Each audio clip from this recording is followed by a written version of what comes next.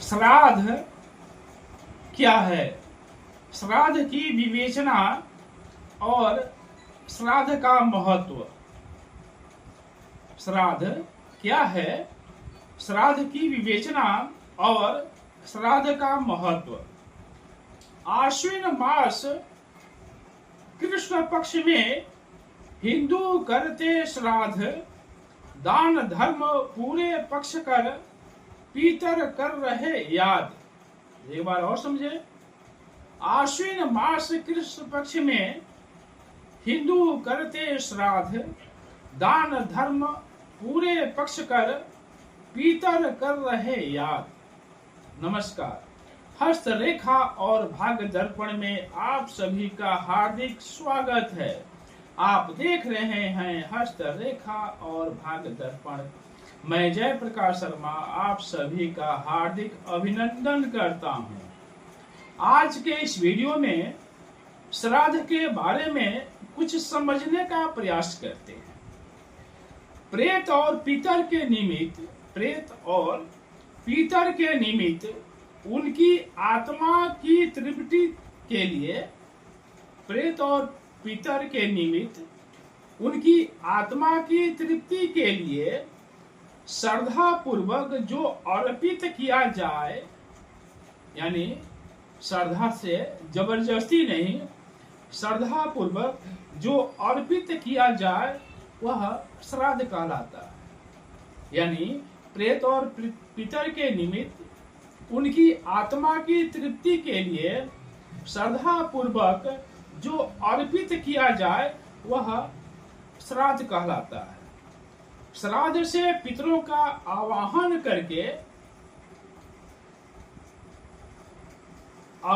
करके विधिवत हविष युक्त पिंडदान आदि कर्म करना ही श्राद्ध कहलाता है। यानी श्रद्धा भाव से पितरों का आवाहन करके विधिवत हविष युक्त पिंडदान आदि कर्म करना ही श्राद्ध कहलाता है।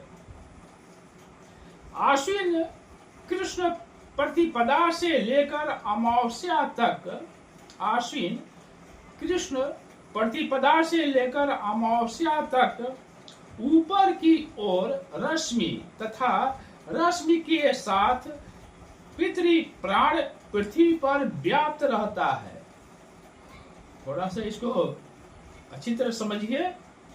आश्विन कृष्ण प्रतिपदा से लेकर अमावस्या तक ऊपर की ओर रश्मि तथा रश्मि के साथ पितृ प्राण पृथ्वी पर व्याप्त रहता है। पितृ पक्ष भर में जो तर्पण किया जाता है, पितृ पक्ष में जो तर्पण किया जाता है वह उससे वह पितृ प्राण स्वयं आपित होता है। यानी पितृ पक्ष में जो तर्पण किया जाता है उससे वह पितृ प्राण स्वयं आप्यायित होता है। आश्विन शुक्ल प्रतिपदा से वह चक्र ऊपर की ओर होने लगता है। यानी जो वह चक्र है ऊपर की ओर होने लगता है। आश्विन शुक्ल पक्ष प्रतिपदा से वह चक्र ऊपर की ओर होने लगता है और 15 दिन पश्चात अपना अपना भाग लेकर के शुक्ल प्रतिपदा से उसी रश्मि के साथ रवाना हो जाता है। यानी पूरे ब्रह्मांड में यह जो 15 दिन है, पूरे ब्रह्मांड में वह चक्र ऊपर की ओर होने लगता है। यानी पितृ जो प्राण है वह पृथ्वी पर व्याप्त रहता है। पितृ प्राण पृथ्वी पर व्याप्त रहता है और पितृ पक्ष में भर में जो तर्पण किया जाता है उससे वह पितृ प्राण स्वयं आप्यायित होता है और शुक्ल पक्ष की प्रतिपदा से वह चक्र ऊपर की ओर होने लगता है और 15 दिन पश्चात वह अपना अपना भाग ले करके शुक्ल प्रतिपदा से उसी के साथ रवाना हो जाता है। इसीलिए इसे पितृपक्ष कहते हैं, यानी इसीलिए इसे पितृपक्ष कहते हैं। शास्त्रों का निर्देश है कि माता पिता आदि के निमित्त, यानी जो पूर्वज हैं माता पिता आदि के निमित्त उनके नाम और गोत्र का उच्चारण मंत्रों द्वारा जो अन्न आदि कर्मा अनुसार अर्पित किया जाता है, यानी शास्त्रों का जो निर्देश है कि माता पिता पूर्वजों आदि के निमित्त उनके नाम और उच्चारण मंत्रों द्वारा अन्न आदि कर्मों द्वारा जो उनको अर्पित किया जाता है वह उनको प्राप्त हो जाता है। यानी जो भी उनको उनके कर्मों द्वारा जो भी अर्पित किया जाता है वह उनको प्राप्त हो जाता है। यानी यदि वे अपने कर्मों द्वारा देव जोनि को प्राप्त हो गए हैं, यानी जो पितृगण हैं, जो पितृ लोग हैं, वह अपने कर्मों के द्वारा यदि देव जोनि को प्राप्त हो गए हैं तो वह जो आप अन्न फल आदि से तर्पण करते हैं, अन्न देते हैं, चावल देते हैं, आटा देते हैं, जो भी आप दान दक्षिणा देते हैं, वह जो अन्न है वह उनको अमृत के रूप में प्राप्त हो जाता है। कहने का तात्पर्य यह है कि यदि पितर जो लोग हैं, जो पितृगण हैं, यदि देव जोनि को प्राप्त हो गए हैं और यदि मनुष्य उनके निमित्त अपने घर पर तर्पण करता है और दान दक्षिणा देता है, फल है और भी चावल है, अनाज है, दक्षिणा है, जो भी देता है, तो उन देव जोनि को वह अन्न अमृत के रूप में बदल करके, यानी वह अन्न अमृत के रूप में उनको प्राप्त हो जाता है।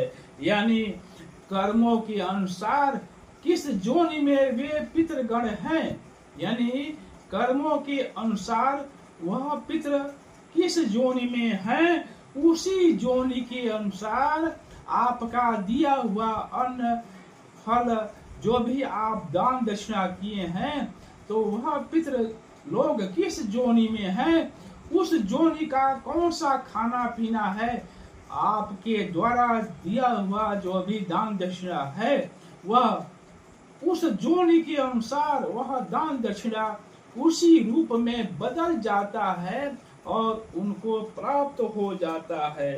मान लीजिए यदि कोई पितृगण हैं, पितृ लोग हैं, वह मनुष्य जोनि को प्राप्त हुआ है, यानी मरने के बाद वह मनुष्य जोनि को प्राप्त हुआ है और आप उनके निमित्त जो पितृ तर्पण आदि कर रहे हैं, दान दक्षिणा दे रहे हैं, अन्न जल जो भी आप दे रहे हैं अपने घर पर, वह उस मनुष्य जोनि को अन्न के रूप में प्राप्त हो जाता है। यदि वे पितर लोग यदि पशु जोनि को प्राप्त हैं, यदि वही पितर लोग, यदि माता पिता या पितर लोग पशु जोनि में प्राप्त हैं, यानी कोई पशु हो गए हैं, तो आपका दिया हुआ जो अनाज है, चावल है, आटा है, सब्जी है, वह जो है तिनके के रूप में बदल करके उस पशु को प्राप्त हो जाता है। यानी आपका दिया हुआ जो अनाज है, चावल है, दाल है, सब्जी है, आटा है, जो दिया हुआ है, जो तर्पण आपने किया है, दान दक्षिणा उनके निमित्त किए हैं, श्रद्धा पूर्वक आप जो दिए हैं, जो अर्पित किए हैं, वह जिस जिस जोनि में वे लोग गए हैं उसी जोनि के अनुसार उनको प्राप्त हो जाता है। यदि वे पशु जोनि में हैं तो वह आपका दिया हुआ अन्न जल जो है चावल, आटा, दाल, सब्जी जो भी है वह उस पशु जोनि को तिनके के रूप में प्राप्त होता है। यानी जिस जोनि में वे प्राप्त हो गए हैं उसी जोनि में वह बदल करके उनको प्राप्त हो जाता है। आप सभी को हमारी पूरी टीम की तरफ से बहुत बहुत धन्यवाद। कृपया यदि आप चैनल को सब्सक्राइब नहीं किए हो तो कृपया चैनल को सब्सक्राइब अवश्य करें, लाइक भी करें और शेयर करें। हमारी पूरी टीम की तरफ से आप सभी को बहुत बहुत धन्यवाद।